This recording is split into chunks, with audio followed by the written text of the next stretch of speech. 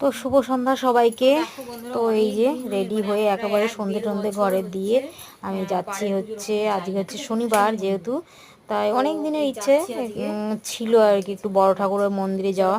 প্রায় ধরতে গেলে আমি 1 থেকে 1.5 বছর মন্দিরে যাইনি। কেন যাইনি, মাঝখানে হচ্ছে আমার শ্বশুর মারা গেছিল, তোমার 1 বছর না পেরোলে তো মন্দিরে তো যেতেই নেই। তার জন্য দেখো, তো কথা বলতে বলতে দেখো আমি মন্দিরে চলে এসেছি, তার মধ্যে আবার প্রসাদ টসাদ নিয়েও নিয়েছি দোকান থেকে। তারপরে চলে এলাম, এসে দেখছি ঠাকুরমশাই আসেনি, তারপরে অনেকটাই ভিড় হয়েছে। তারপরে এই যে সবাই প্রদীপ টদীপ জ্বেলে দিল সব জায়গায়, আমিও জ্বেলে দিলাম, একটু ঘিয়ের প্রদীপ জ্বাললাম।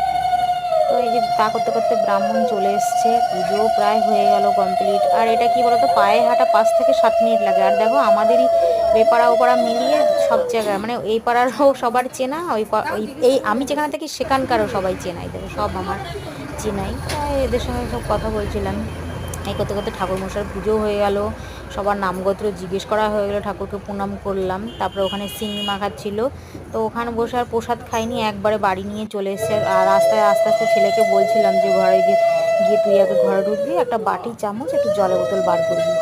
তারপরে কি ও সেই মতো ঘরে এসছে। ঘরে এসে ওগুলো আমি প্রসাদটা ওই যে বার করে দিয়েছে, প্রসাদটাকে আমি ঢেলে তারপরে একটু খেয়ে দেখলাম, সত্যিই ভালো হয়েছে। আর প্রসাদ যেমনই হোক ঠিক আছে, সেটা যদি গুড় চিড়েও হয় সেটাও ভালো লাগে। আমার দিকে দেখা তারপরে খেয়ে দেখলাম না, সত্যি মাখাটা খুব সুন্দর হয়েছিল। তো এই ছিল আজকের মানে সন্ধ্যের দিকটা। আর এখন বাজে হচ্ছে তখন 7:30। টাটা।